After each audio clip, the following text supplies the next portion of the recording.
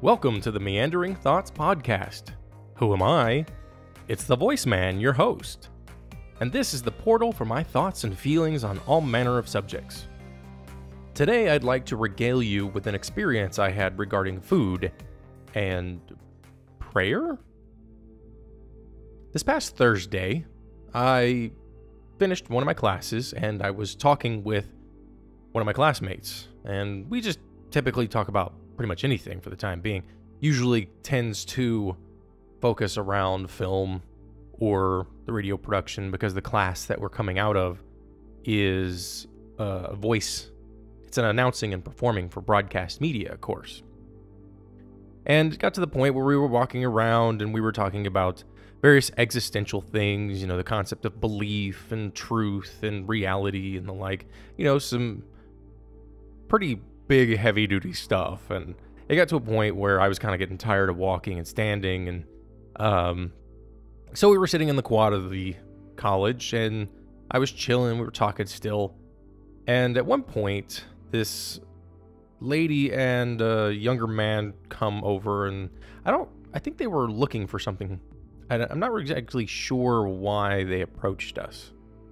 In any case, it inevitably came out that at some point they were religious missionaries in some regard, because they asked us, the woman more than anything, she asked if, could she pray for me?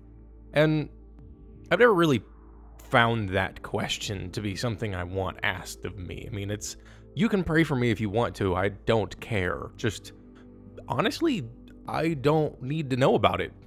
Really, it doesn't do me any favors. But incidentally, I responded with something I had never even thought of, and I actually like it. I was like, if you want to pray for me, but really what I'd rather you do is pray for the thing that matters to you most. Because ultimately, that's what anybody does. We're all selfish creatures, and that's not to say that it's a negative thing. We care about specific things. If you want to care about me right now, go for it. That's up to you. If you've got something else that's more important, if it's homelessness or if it's peace in the Middle East or what have you, go for it. Honestly, I will not stop you. I used to be the kind of person who would get angry and want to say everything that I possibly could, and bite my tongue and not actually say it because I was pissed. But now I don't really care that much. And she ended up asking the same question of the guy that I was talking to, and he was like, you know what, do what Justin said. I agree with that. Pray for the thing that you care about most. And, it's just like, okay, well, pray for creativity or something, blah, blah, blah. And at one point, I just kind of left. I was hoping to meet a girl from class that, I had really only met the day before. And we hung out with another classmate, and that was fun. And I was hoping, maybe I'd run into her. Didn't. So I come back, and they're still there. So I come back over, and I'm still talking, and they end up leaving. But at one point, the conversation about Roscoe's Chicken and Waffles came up. And, I'd had chicken and waffles once when I went to a place called Del Frisco's Grill here in Pasadena. And Roscoe's is also in Pasadena. It's just a little further up the same street in a poorer neighborhood, yeah. But, no big deal. And so she hands him a $10 bill or something. It's like, this is, goes towards it, blah, blah, blah. That's cool. Awesome. So at one point, after we were talking, and I think we were heading to his car, because at that point I was thinking it was kind of over and we weren't going to be doing anything, and that he had to go somewhere, and we're walking to his car. Then he's like, well, hey, do you want to ride or whatever? And I'm thinking, again, I was thinking that he had to leave, not he wanted to hang out some more. So it's like, oh, well, okay, yeah, we can hang out. It's like, well, where's your bike at? It's like, we got to go back to the quad. So it had already been raining, and so it kind of started sprinkling here and there too. So it felt, there's this sort of depressive feel about it all, because it was all gray and wet and slightly cold and the like. But as we're walking back, we just kind of got a random run by, yo, Jesus loves you, whatever. And I'm like, I know. And then he says behind me, because the Bible tells me so. It was great. And I mean, he took it a little far, I think, at times in the conversation where he was talking about how, like, he knows more than most religious people and blah, blah, blah. But, I tend to not care too much about that anymore. I find it more funny than anything else. So I go and get my bike, and then we head back to his car again so I can put the bike in the back. And we head over to Roscoe's. Now, I don't know what it is. I got a lot hyped up in my brain. And maybe that's part of the problem. Because when we get there, I'm already a little sad about the whole situation. I mean, it looks like a Denny's sort of establishment. There's a bunch of people there, packed. And I'm looking at the menu and I'm like, where the hell are the chicken and waffles? And there's like one small section where you get like, it says chicks. You get like a quarter chicks or a half chicks and then some waffles and whatever. And I'm like, I don't even know what a chicks is in this situation. And he had to go to the restroom, and then when he came back, I was like, it looks like really the only option that we should do is get this like half chicks thing and split it, because that'll each give us a waffle. And, we're thinking like we're going to get these big old fluffy ass Belgian style waffles or whatever. And, like half a chicken apparently. So, okay, cool. That's like $20 almost. So we get that. We order it, and actually the best part about this whole experience was the drink. Something called a sunset, I think? No, sunrise. Sunset. Whatever. All it was lemonade and fruit punch, and it was great. And the way that the densities were between the two, that the lemonade was on the bottom and the fruit punch was on top. And then when you get a refill, you get a whole refill of fruit punch. And it was great. I mean, it was delicious. It was fun to play with the densities. Sticking your straw through there, try to make it do its thing, whatnot. Well, we finally get our food, and it's kind of underwhelming. It's fried chicken, and it seems a little bit over fried, really. Then on top of it, the waffles they're like a giant Eggo waffle. And honestly, I was like, okay, well, I'll eat it. And, it just reminded me of any old breakfast waffle I've ever had in my life. And the chicken had reasonable spices on it, but it really wasn't all that great, honestly. It was pretty subpar. And then, I had remembered a conversation about how he had heard that they were apparently going out of business or something. I'm like, how the hell are they going out of business if they got fucking people like this all the time?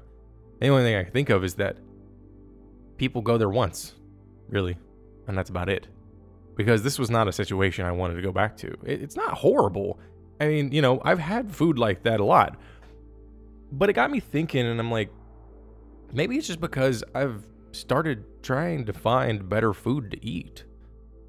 There's, like I said, there's a place called Del Fresco's Grill I went to. Their chicken and waffles, like their single serving chicken and waffles that they have for brunch on Sunday. Granted, it's not every day, but their single serving was like $17, whereas the one at Roscoe's is like $14 or $13, and infinitely better. We're talking, orders of magnitude better. It's just so good to me. The chicken's tender. Well, the waffle is a giant Belgian style waffle. It's fluffy. It's delicious.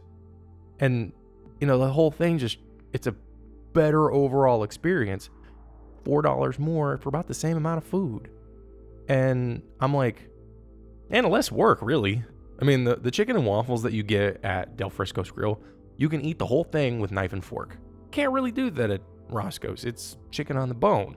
And you might be thinking, well, that means it's going to be better, but not really. I mean, have you ever gone to a wing place and their wings are like, just everything is stuck to it. It feels like a hard rock.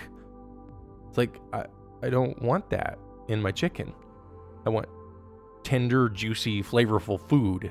And even the batter on the fucking chicken from Del Fresco's is very light, and it doesn't feel like batter really. It's almost like a dusting, but I know it's not. I don't know how they did it. It's almost like fucking magic to me. It's crazy.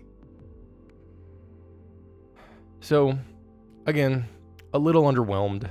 I don't intend to go back, and maybe it's just because, like I said, I've been trying better things, and I've spoiled myself, I suppose. And I was even going to sort of write this on Facebook, and it's just like, well, you know, why write it when I can talk about it, right? But the other thing that I did talk about on Facebook before I actually decided not to even post it was, it was weird, like I said, because I had that interaction with the whole prayer part, right? Where there was the two instances at school. Well, we're just like sitting there, I think, waiting for our food, and this table to the right of us stands up, and these two ladies walk over, and the first fucking thing they say to us is, "Can we pray to you? Or pray for you?" Not to you, that'd be totally different.